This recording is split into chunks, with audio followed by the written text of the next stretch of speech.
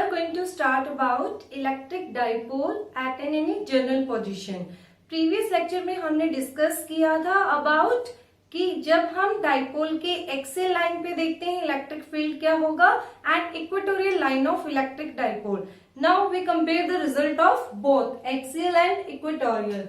As we know electric field at axial line is 2p 4 pi epsilon naught r cube, and in case of equatorial electric field is p 4 pi epsilon naught r cube. Say this is equation first and this is equation second. Now we can see from here that axial line has 2 times than that of equatorial field. So we can illustrate like this. Say this is dipole minus q2 plus q. That is the direction for dipole moment. If I put a point here at an axial line, so here value of electric field is 2p 4 pi epsilon naught r cube. And if at same distance, say this is distance r. At same distance, if I take this point M from center of dipole, now compare this electric field and this electric field. This is E equatorial. If I compare both electric field, I found that E axial divided by E equatorial is equal to 2. That means E axial is equal to 2 times of E equatorial. So from here we can conclude that electric field at axial line is twice than that of equatorial line. So this is very important result we can calculate from these two derivations. So note this point. अब हम बात करेंगे electric field at any general position. तो हमने दो positions की बात की, एक्सियल एंड इक्वेटोरियल पोजीशन. अगर आपका पॉइंट एक्सियल पे भी नहीं लाई करता है, इक्वेटोरियल पे भी नहीं लाई करता है, किसी अनदर पोजीशन पे होगा, तो वहां इलेक्ट्रिक फील्ड क्या होगा. तो आइए हम इसको डिस्कस करते हैं. Again I take a dipole minus q and plus q, and direction of this dipole p from minus q to plus q. अब आपको जो पॉइंट लेना है दिस पॉइंट m. अब ये m पॉइंट ना ही आपका एक्सियल लाइन पे लाई करता है ना ही इक्वेटोरियल लाइन पे. So from here from centre of dipole this distance is r. Okay ये जो पॉइंट है m point from distance at distance r from p, and this r makes an angle theta. This r makes an angle theta with direction of p. p vector के साथ इस r ने कितना angle बनाया, theta. If I resolve component of this p, resolve components of p, तो देखिए यहाँ पर अगर मैं इस p के कंपोनेंट को रिजॉल्व करती हूं तो in the direction of this m, here this is p cos theta. ये कितना बनेगा p cos theta, and this is in the direction of r. Along r ये कंपोनेंट आपको मिला. अगर मैं इस p का परपेंडिकुलर कंपोनेंट लेती हूं तो कहां बनेगा इसके perpendicular, here this is 90 degree, तो यहां पर कितना बनेगा p sin थीटा. फिर से देखिए इसको हमने किसके कंपोनेंट रिजॉल्व किए हैं, p वेक्टर के. तो जो उसका हॉरिजॉन्टल कंपोनेंट है वो अलोंग डायरेक्शन ऑफ r बनेगा and P sin theta perpendicular to this R. So write down first P cos theta component that is along R, and second P sin theta, and this component is perpendicular to R vector. अब यहाँ पे हमारा motive है कि हम जो general position है उसके डेरिवेशन को फाइंड आउट करें with the help of axial and equatorial line, क्योंकि हम ऑलरेडी उनके फॉर्मूला डिस्कस कर चुके हैं। तो यहाँ पर देखिए इस पॉइंट के अलोंग जो हमें मिला P cos theta that is on axial line. आपने देखा कि ये जो P cos थीटा है और ये जो पॉइंट M है जहां पे हम क्या फाइंड आउट करना चाहते हैं, इलेक्ट्रिक फील्ड, वो किस लाइन पे है, एक्सियल लाइन पे। और ये जो M पॉइंट है ये इस P sin थीटा के कैसे है, परपेंडिकुलर, और परपेंडिकुलर बाइसेक्टर को हम क्या बोलते हैं, इक्वेटोरियल लाइन।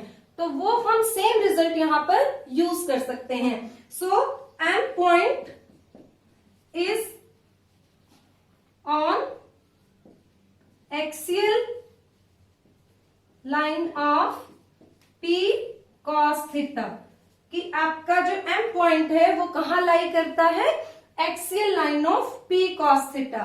तो यहाँ पे हम डायरेक्ट किसका फॉर्मूला यूज कर लेंगे, E एक्सियल का। तो E axial as we know it is 2P।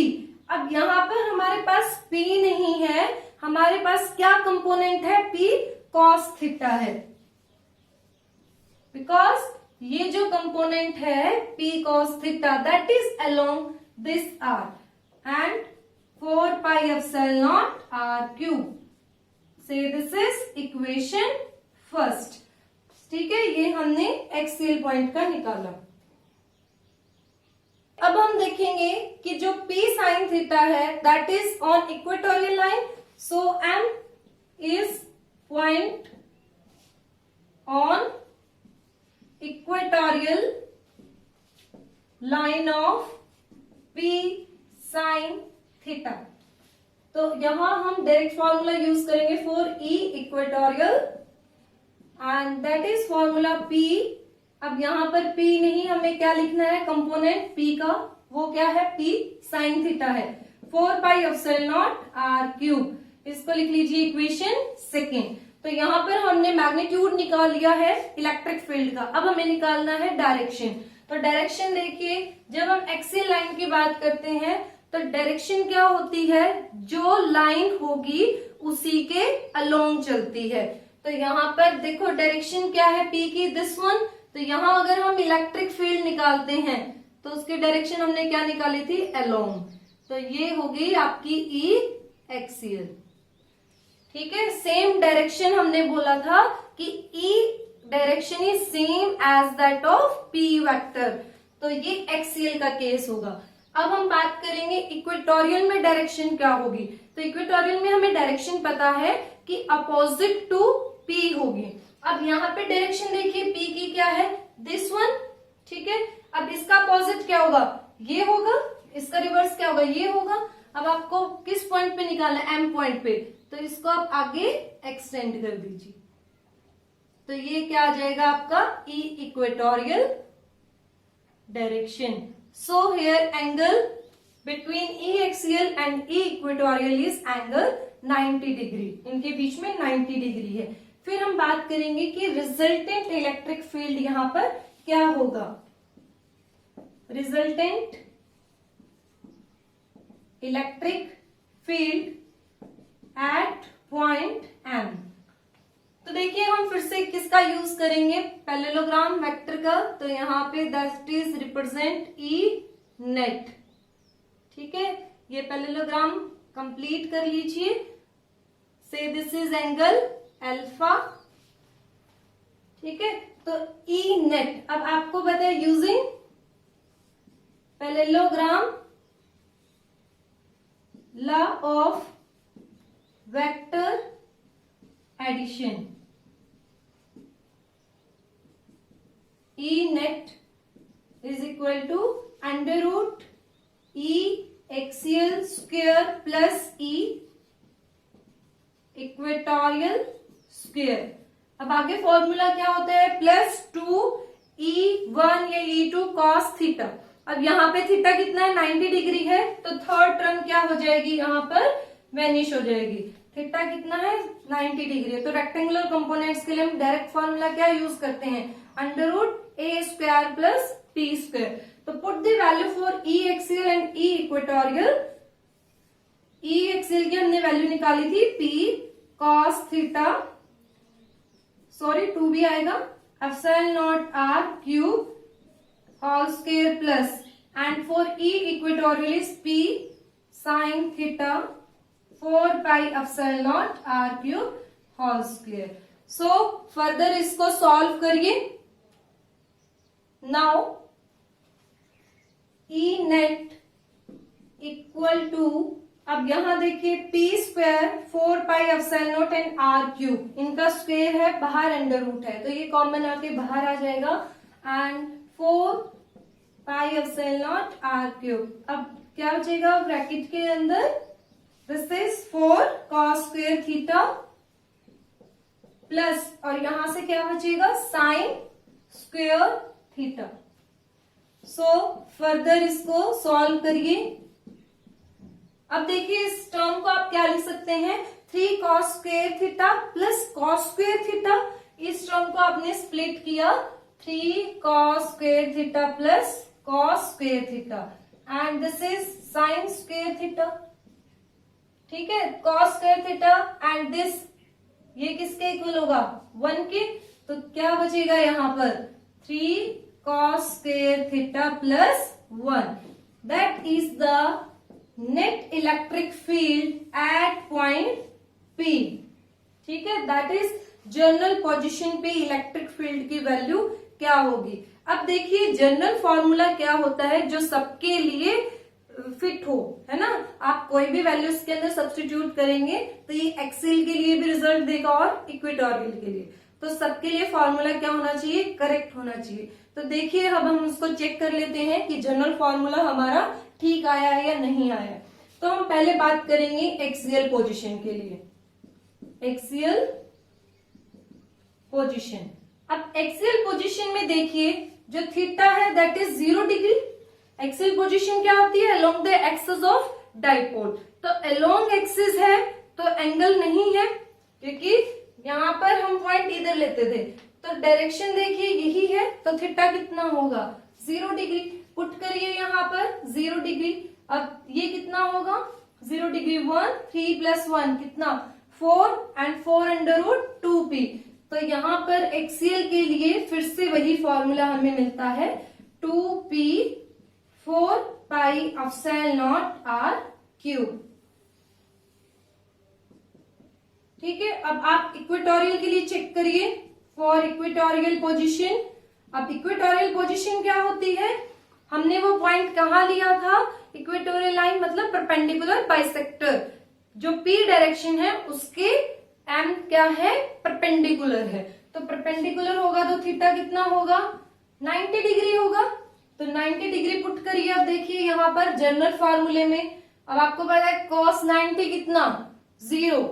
ठीक है, तो ये टर्म गई, सिर्फ यहाँ पे क्या बचा 1, बाहर अंडर रूट कितना 1। तो फॉर्मूला सिर्फ कितना बचा हमारे पास, E equatorial is equal to P 4πε0r³। तो यहां से हमें दोनों फॉर्मूले मिलते हैं, एक्सियल के लिए भी और इक्वेटोरियल के लिए भी, and that is the electric field at any general position.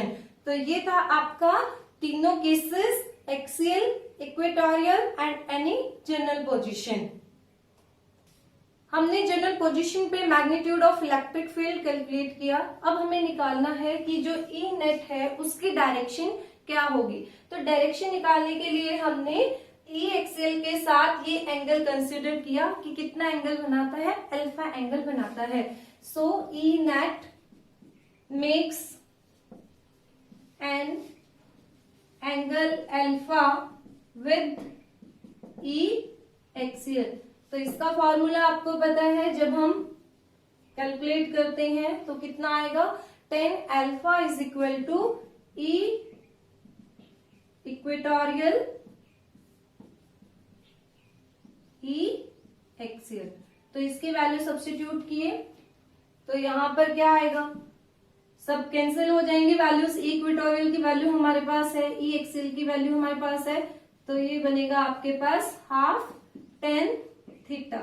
So alpha is equal to tan inverse half tan theta. So by determining the value of alpha we can consider the direction of E net. Electric field की direction आप ऐसे निकाल सकते हैं। So this is the direction and magnitude of general position. अब हम बात करेंगे when dipole is kept in uniform electric field. What happens if a dipole is placed in electric field? तो उसका बिहेवियर क्या होगा। तो आपको पता है कि जब डाइपोल है उसके पास चार्ज है, जब हम उसको फील्ड के अंदर प्लेस करेंगे इट एक्सपीरियंस सम फोर्स, तो वो कितना फोर्स होगा वो हमें कैलकुलेट करना है। तो यहाँ पर हम क्या ले रहे हैं, यूनिफॉर्म इलेक्ट्रिक फील्ड। तो यूनिफॉर्म इलेक्ट्रिक फील्ड आप पढ़ चुके हैं कैसे रिप्रेजेंट करते हैं, बाय पैरेलल लाइंस, एंड ये कैसे होंगी, इक्वी डिस्टेंस पे होंगी। दैट शोज कि यहाँ पर जो फील्ड है वो कैसा है, यूनिफॉर्म है। और आपने यहाँ पर क्या प्लेस किया, एक डाइपोल को प्लेस किया। तो डाइपोल को प्लेस करने के लिए आप फिर से डायरेक्शन लेंगे -q2 + q, that is the direction of P from -q2 + q, and that shows the direction of electric field. Now this dipole makes an angle theta with the direction of E. इस P ने E के साथ कितना angle बनाया है, theta angle बनाया है। तो यहां पर हमने डाइपोल ली, ठीक है, डाइपोल मोमेंट इज P, ठीक है, dipole P makes an angle theta with direction of E, ठीक है। इस डाइपोल के पॉइंट का हम नाम रख लेते हैं, से this is A and that is B। अब आपको देखना है कि जो +q चार्ज है दैट एक्सपीरियंस सम फोर्स। आपको पता है जब हम इलेक्ट्रिक फील्ड में चार्ज को रखते हैं तो उसके ऊपर क्या लगता है, फोर्स लगता है। तो हम इंडिविजुअली कैलकुलेट कर लेते हैं, +q पर कितना फोर्स लगेगा एंड -q पर कितना फोर्स लगेगा। Force experienced by +q charge, ठीक है। तो F + Q कितना लगेगा। अब आपको फॉर्मूला पता है कि जब इलेक्ट्रिक फील्ड के अंदर हम किसी भी चार्ज को प्लेस करते हैं तो फोर्स कितना लगेगा, QE। अब चार्ज कैसा है, पॉजिटिव है, तो हम +QE लिखेंगे। अब हमें डायरेक्शन देखनी है कि +q चार्ज कहां पर फोर्स एक्सपीरियंस करेगा। इन दिस डायरेक्शन, पॉजिटिव है, in the direction of E करेगा। That is the direction of force due to this +q charge. अब हम देख लेते हैं कि -q पर कितना फोर्स लगेगा। Force experienced by -q charge. अब यहां देखिए, अब -q है and that experience force opposite to field direction. Field की डायरेक्शन क्या है, टुवर्ड्स राइट, तो इस फोर्स की डायरेक्शन कहां होगी, उससे अपोजिट होगी। तो इसका मैग्नीट्यूड लिखिए, मैग्नीट्यूड इज -QE। अब देखिए यहाँ पर दोनों फोर्स कैसे आए हैं, अपोजिट आए हैं। अब उनके मैग्नीट्यूड की बात करिए, दिस +q एंड -q। तो हमने डाइपोल की डेफिनेशन पढ़ी थी कि चार्ज का मैग्नीट्यूड कैसा रहेगा, डाइपोल पर सेम रहेगा। Then this E is also same, क्योंकि हम कंसिडर क्या कर रहे हैं, uniform electric field. So it means this value of force and this value of force are equal, but direction of this force are opposite. So net force exerted on dipole, कितना force लगेगा। तो देखिए value कितनी है, +QE and -QE। So net force कितना लगा dipole पर, 0 लगा।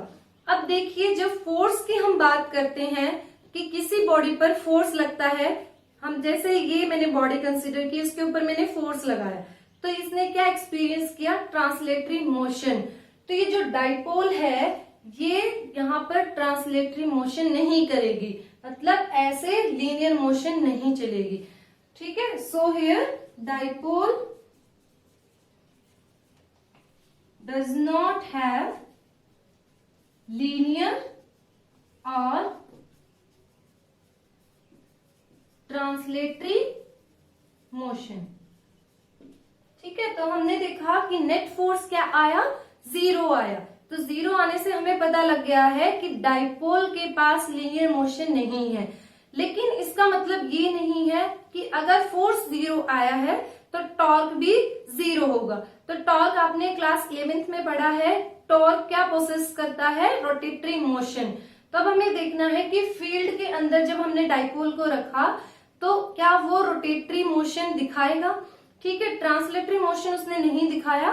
Now we check for rotatory motion कि रोटेटरी मोशन होगा या नहीं होगा। Now what the formula for torque. Torque के लिए क्या कंडीशन जरूरी है, तो टॉर्क के लिए हमें देखना है कि ये जो डाइपोल है दैट फॉर्म्स अ कपल, एक कपल फोर्सेस को बनाता है या नहीं बनाता। तो उसके लिए देखिए A and B, that distance is 2l। हमने देखा है कि डाइपोल के जो चार्जेस हैं उनके बीच में डिस्टेंस कितना होगा, 2l होगा। Now to form a couple two conditions are there.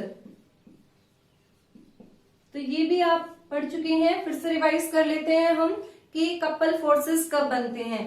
पहली कंडीशन क्या होती है कि टू फोर्सेस कैसे होने चाहिए, two forces are there and equal and opposite होने चाहिए। दोनों फोर्स कैसे होने चाहिए, इक्वल एंड अपोजिट। तो यहाँ पर चेक करिए, इक्वल एंड अपोजिट फोर्सेस है, यस। मैग्नीट्यूड हमने चेक किया, इक्वल फोर्सेस है, एंड डायरेक्शन क्या है, अपोजिट है। सो फर्स्ट कंडीशन कंप्लीट हुई। सेकेंड कंडीशन क्या होती है कि इन दो फोर्सेस के बीच में परपेंडिकुलर डिस्टेंस होना चाहिए। अब वो चेक कर लेते हैं हम कि परपेंडिकुलर डिस्टेंस एग्जिस्ट करता है या नहीं करता। Now this is the direction of this force and this is the direction of this force.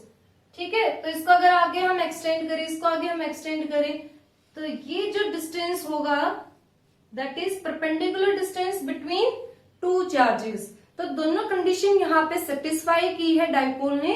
It means this dipole form a couple. तो यहाँ पे ये जो दो फोर्स डाइपोल पे लगे हैं वो कपल फोर्स बनाते हैं। So second is perpendicular distance between two forces. ठीक है, इस पॉइंट को हमने नाम दिया C।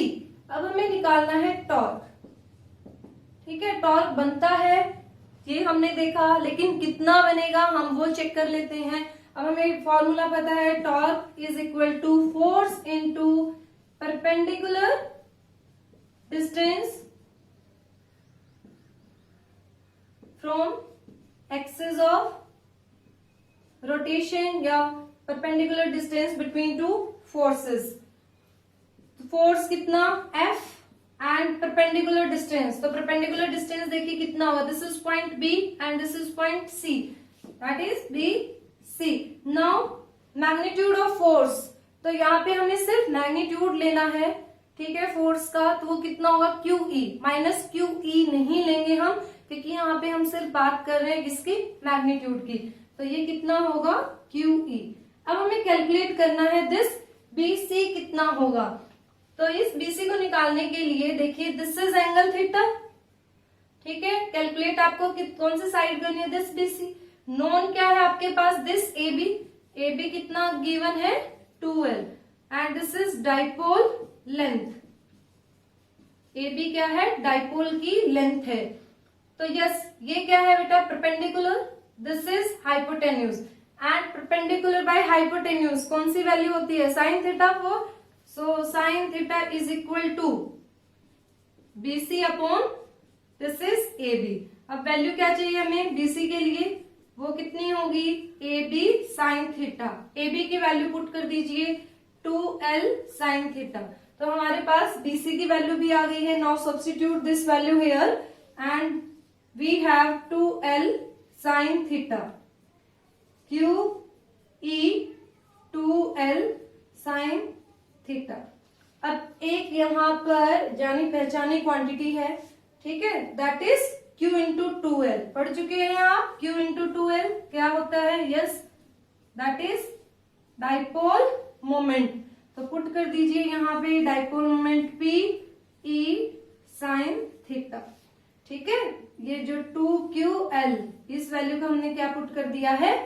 P पुट कर दिया है. तो यहाँ पे टॉर्क का हमें क्या फॉर्मूला मिलता है कि torque is equal to PE sin theta. It means इस डाइपोल ने ट्रांसलेटरी मोशन नहीं प्रोसेस किया. कैसा मोशन किया है? Rotatory motion. तो वो क्या करना शुरू करेगा? एक पोजीशन पर खड़े खड़े रोटेट करेगा. ठीक है, अगर दोनों मोशन होते हैं तो हम उसको क्या कंसीडर करते हैं कि wheel, linear as well as rotatory motion. तो यहाँ पर जो डाइपोल का ये जो एग्जाम्पल है, हम इसको किससे कंपेयर कर सकते हैं कि दो फोर्सेस जो लगे, ठीक है, बाईसाइकिल आप राइड करते हैं तो उसमें देखिए बाईसाइकिल का जो हैंडल है तो वहां पे आप दो फोर्स लगाते हैं, इक्वल एंड अपोजिट फोर्सेस, और जो बीच में जो स्टिक लगी होती है उसको ज्वाइन करने के लिए वो क्या है? उनका परपेंडिकुलर डिस्टेंस है. तो आपकी बाईसाइकिल भी क्या फॉर्म करती है? कपल फोर्स फॉर्म करती है. So that is the formula for torque. ठीक है, तो यहाँ पर आप नोट करेंगे कि dipole have rotatory motion when kept in uniform electric field. Clear this point? So we have torque formula PE sin theta.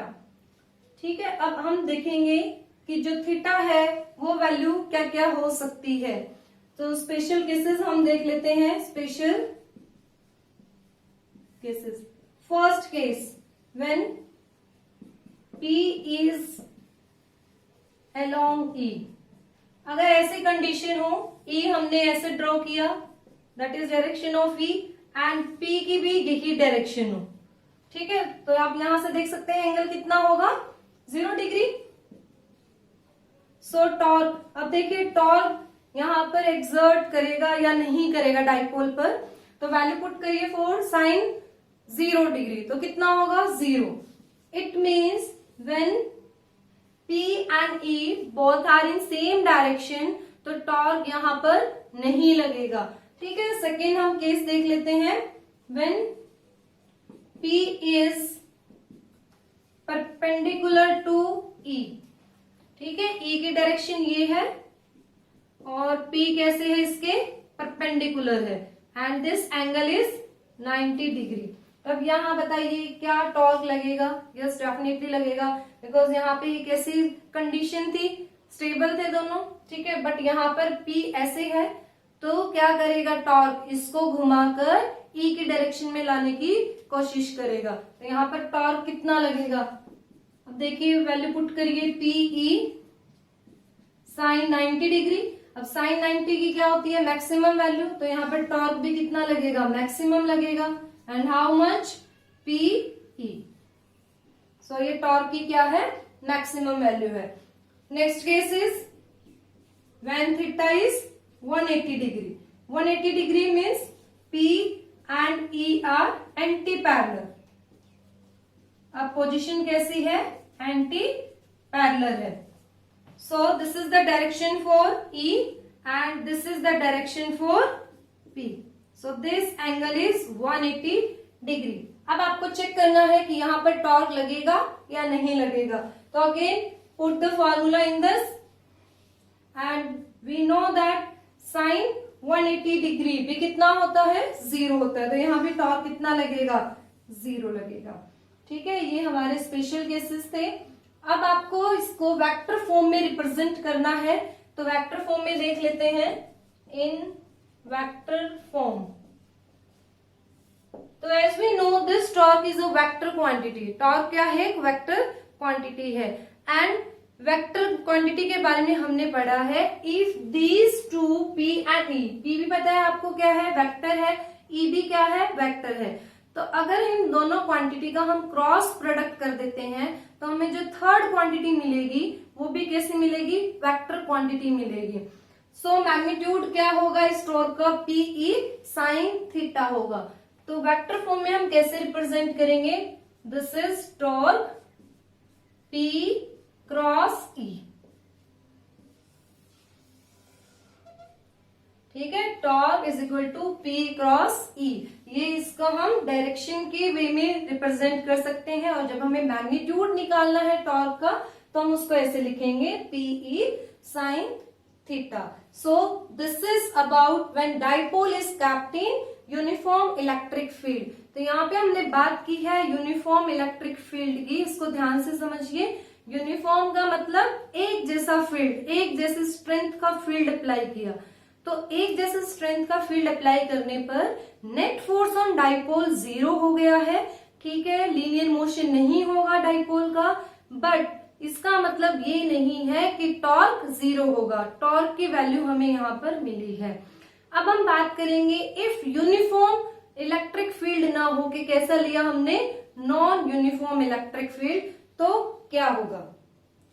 So uniform electric field में हमने देखा कि टॉर्क की वैल्यू क्या होगी, फोर्स की वैल्यू क्या होगी। अब हम बात करेंगे if field is non uniform, if field is non uniform, तो नॉन यूनिफॉर्म फील्ड के लिए आप, ठीक है, यहां पे हमने डाइपोल को रखा, that is minus q, this is plus q, and that is the distance 2l between two charges. So हमने इलेक्ट्रिक फील्ड लाइंस में पढ़ा था कि फील्ड के लाइंस को ड्रॉ करने से हम बता सकते हैं कहाँ फील्ड की स्ट्रेंथ कम होगी और कहाँ फील्ड की स्ट्रेंथ ज्यादा होगी।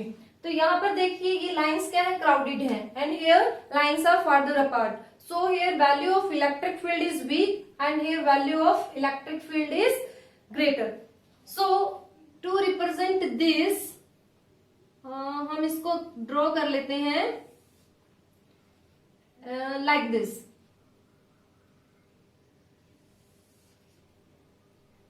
ठीक है, हम शो करेंगे कि जो माइनस क्यू है उसके पास फील्ड ज्यादा है, प्लस क्यू चार्ज के पास फील्ड क्या है, वीक है। तो अब ये बताइए मुझे यहाँ पर फोर्स कहाँ लगेगा, अपोजिट टू ई डायरेक्शन, यहाँ कहाँ लगेगा, in the direction of E.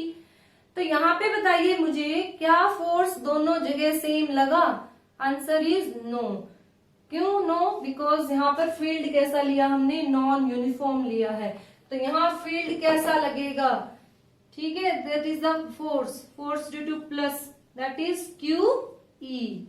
But यहाँ पर हम E नहीं ले सकते बिकॉज यूनिफॉर्म फील्ड नहीं है, तो हम यहाँ पे वेरी करेंगे, इसको हम लिखेंगे QE1, और यहाँ कितना फोर्स लगा, ड्यू टू माइनस क्यू, इसको हम लिखेंगे QE2। Then as we know here E2 is greater than E1।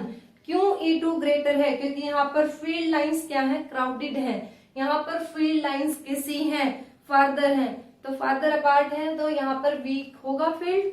Yes, सो हम क्या कहेंगे, यहाँ पर फोर्स भी लगेगा, ठीक है, तो फोर्स एक्सर्ट्स ऑन डाइपोल, ठीक है। यूनिफॉर्म में हमने कहा था कि फोर्स कितना लगा है, 0। नॉन यूनिफॉर्म में क्या होगा, फोर्स भी होगा। अगर यहाँ पर फोर्स है, परपेंडिकुलर डिस्टेंस भी होगा, तो यहाँ पर टॉर्क भी लगेगा। तो यहाँ पर फोर्स एंड टॉर्क दोनों एक्सर्ट करेंगे डाइपोल के ऊपर if your field is non uniform. So note this point, if field is non uniform there will be translatory as well as rotatory motion of dipole, ठीक है, तो अब dipole कैसे चलेगा? अब देखिए फील्ड कहाँ ज्यादा है, माइनस क्यू पे, तो ये फोर्स इसको यहां से खींचेगा और टॉर्क इसको रोटेट करेगा। तो ये कैसे चलता जाएगा? ऐसे चलता जाएगा। ठीक है, तो यहाँ पर फोर्स एंड टॉर्क दोनों वैल्यूज यहाँ पर एक्सर्ट करेंगे डाइपोल के ऊपर। So this is your dipole in non uniform field. अब हम डिस्कस करते हैं एक छोटा सा टॉपिक जो मोस्टली टाइम पूछा जाता है सीबीएसई बोर्ड एग्जाम में, कि आपका स्टेबल एंड अनस्टेबल इक्विलिब्रियम किस पोजीशन पे होता है, when dipole at what angle with respect to electric field. तो हम बात करेंगे स्टेबल एंड अनस्टेबल इक्विलिब्रियम।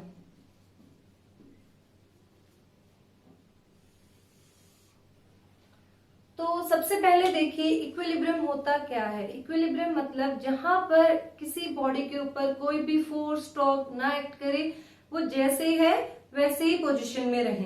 तो इसके दो आपके इक्विलिब्रियम हम पढ़ते हैं, stable and unstable equilibrium. First is stable equilibrium. Say if position of this body like this, वो बॉडी ऐसे है, ठीक है, जैसे मैंने इसको डिस्टर्ब किया, ठीक है, तो ये क्या हो जाए, वापस अपनी पोजीशन को रिगेन कर ले। तो हम इसको क्या कहेंगे, stable equilibrium. If a body have tendency to regain its original configuration again, अगर ये अपनी पोजीशन को वापस रिगेन करता है, इसका मतलब क्या है, वो स्टेबल इक्विलिब्रियम है। अनस्टेबल इक्विलिब्रियम, जैसे ही हमने इस बॉडी को, ये पहले इक्विलिब्रियम में थी, इसको हमने डिस्टर्ब किया और ये क्या हो गई, डिस्टर्ब हो गई। डिस्टर्ब होने के बाद इसकी टेंडेंसी नहीं है कि ये वापस अपनी पोजीशन पे आए, तो ऐसे इक्विलिब्रियम को हम क्या कहेंगे, अनस्टेबल इक्विलिब्रियम कहेंगे। तो यहाँ पर हम स्टेबल इक्विलिब्रियम डाइपोल का कब कहेंगे, when theta equal to 0 degree. 0 degree होगा तो टॉर्क कितना होगा, 0। तो वो डायरेक्शन कौन सी है आपकी, this is E and that is P. ठीक है, अगर आपका डाइपोल इलेक्ट्रिक फील्ड की डायरेक्शन में है तो उसको हम क्या कहेंगे, stable equilibrium, because at that time force भी 0 है और टॉर्क भी क्या है, 0 है। ना ही आपका ट्रांसलेटरी मोशन होगा, ना ही रोटेटरी मोशन होगा। तो ऐसे इक्विलिब्रियम को हम क्या बोलते हैं, stable equilibrium. Second is unstable equilibrium. Unstable equilibrium when theta is 180 degree। 180 degree, तो यहां पर पोजीशन कैसे होगी, that is E and that is P। ठीक है, that is stable and unstable equilibrium। ठीक है, that is about your dipole when kept in external electric field, uniform and non-uniform electric field। In next video we will discuss about energy of a dipole। Thank you।